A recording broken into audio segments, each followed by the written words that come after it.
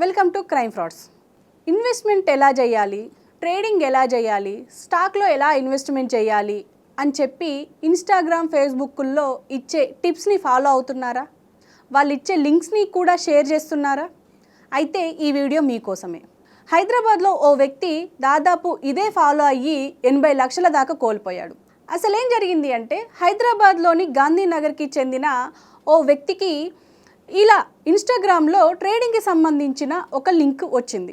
దాన్ని క్లిక్ చేయగానే ఫిన్సోల్ growth community అని చెప్పి ఒక వాట్సాప్ గ్రూప్కి డైరెక్ట్గా ఇండైరెక్ట్ అయ్యాడు.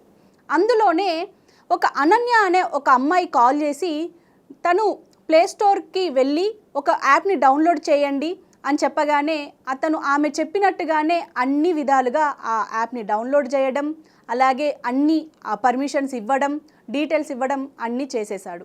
ఆ తర్వాత దాదాపు అంటే ఈ కంపెనీ ఏదైతే ఉందో ఈ కంపెనీ ఖచ్చితంగా సెబీకి సంబంధించిన కంపెనీ, రిజిస్టర్ అయ్యి ఉంది అని చెప్పేసి ఒక ఫేక్ సర్టిఫికేట్ని కూడా చూపించాడు.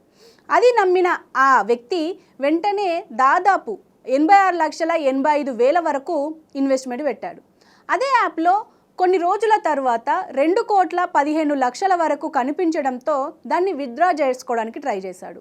ఇక తెలిసిందే కదా, విత్డ్రా చేసుకోవడానికి ట్రై చేసినప్పుడు చందాని అనే మరో వ్యక్తి, అదేవిధంగా అనన్య ఇద్దరూ కలిసి ఇంకో 46 లక్షలు కడితే కానీ మీకు ఈ డబ్బులు రావు అని చెప్పి డిమాండ్ చేశారు. వెంటనే మోసపోయానని తెలుసుకున్న ఆ వ్యక్తి దగ్గరలో ఉన్న సిసిఎస్కి వెళ్ళి కంప్లైంట్ చేశాడు.